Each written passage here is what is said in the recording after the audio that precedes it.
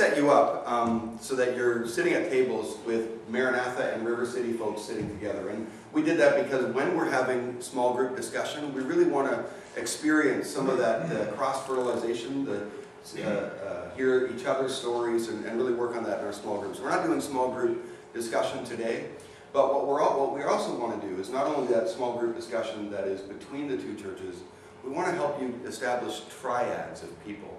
And that is 3 people together, praying together in session here. We'll always end our sessions with about 10 minutes of prayer in triads. And it's our prayer that what will develop is that maybe out of that triad, that you'll have 2 other people that during the month you can be urging each other on, encouraging each other, and eventually we'd like to develop as part of this some kind of peer mentoring so that we're really helping each other walk and grow as leaders. And so that's something that we're going to develop. If you've got a heart for that, then talk to one of us, and we're interested in hearing from you as well.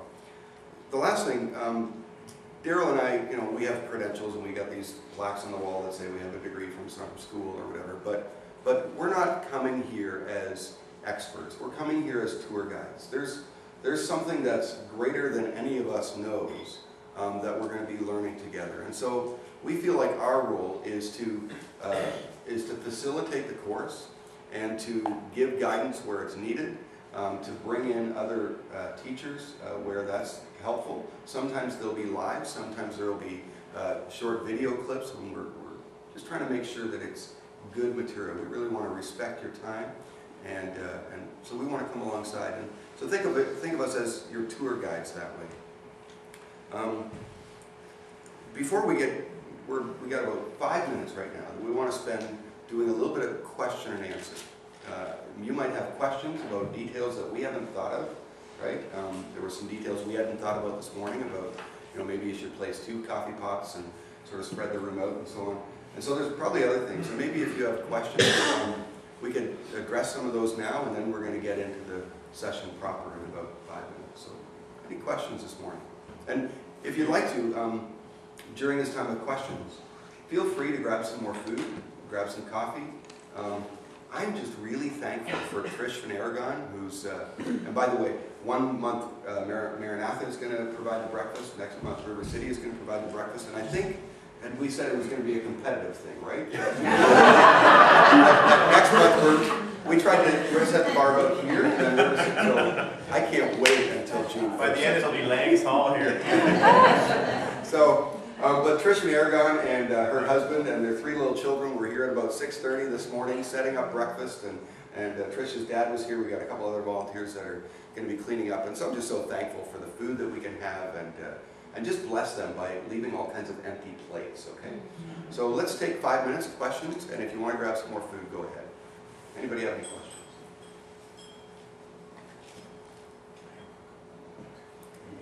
If you miss a week, is there something? Very good. Aaron said, if you miss a week, what do you do? We originally wanted to position it that no, you can't miss a month, because then we thought it's just going to become unwieldy and people will treat it as a second-order priority.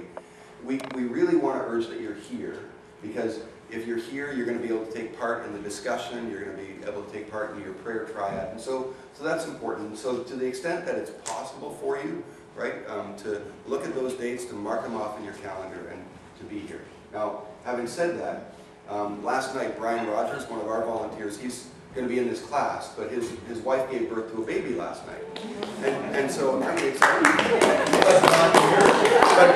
But Brian said to me, because of that somehow he wasn't able to be here this morning. I said, well, I thought the baby was already born, but he didn't know. So in those kind of extenuating circumstances, right, if you're having a baby, if you just have to be out of town, if you're ill, by all means, we're Natalie Levine, a volunteer from River City, one of the leaders there, is shooting videos. She's going to be posting it likely on YouTube. And once we have all those links, we'll make them available to you, and you can catch the session that way. And then we'll catch up with you between sessions too if you're missing. And so that's a great question. Thanks. Others?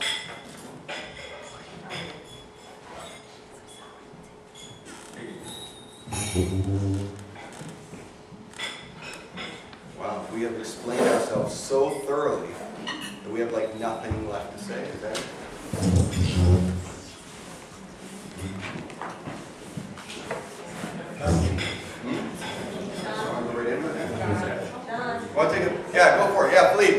question, a little bit, something that was in the back of my mind when I first signed up is that maybe to some reservation, I was thinking about, okay, I'm signed for this, but is it expected that at the end of this course, now you did the leadership course, now you become a leader and you lead something. Yeah. Is that kind of kind of expectation, or Right. will let Holy Spirit work its own?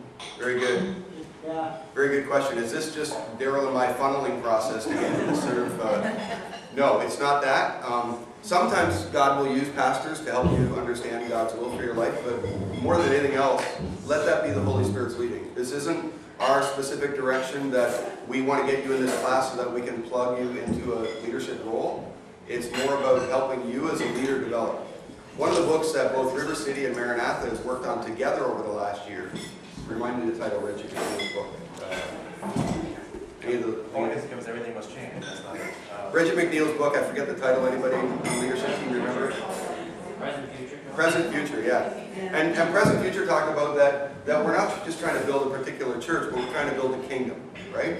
And so it's not so much our job that we want to plug you into a particular role in our own congregation as much as we want to help you be set free to serve in the kingdom. So, yeah, there's no ulterior motive. Well, as far as I understand my own heart, there's no ulterior motive. Yeah, go ahead. Add there. Yes. And it's my conviction, too, that the same principles that we use for leadership development in a Christian context are also principles that we would use to develop disciples.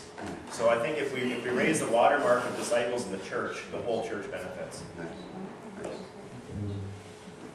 You say things really briefly and very clearly. I appreciate that. Others?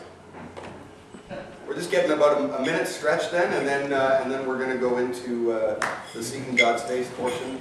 Daryl and I will start that session by telling a little bit of our story. Then we'll introduce Phil and go from there. You had something to eat yet, Phil? Yeah. Okay. So moving right along, and don't worry about the fact that you're still standing. I'm just going to cover over just a little bit of business. Two people came to me with questions during that break there.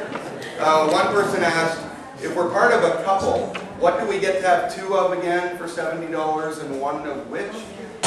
If you're paying $70 and you're coming here with two people, then take two of the Seeking God's Face so that each one of you has your own for your personal devotions, as well as two of the empty journals and one of each of the other ones. That's the $70 couple price. And if you're coming here individually, then take the whole stack of 4 books there. The other question was asked, some of you in the room already have a copy of Seeking God's Face at home, and if that's the case, feel free to borrow the one that's on the table, and because maybe you've already paid for it, took it as part of this course, then just borrow the one that's on the table, and we'll go from there.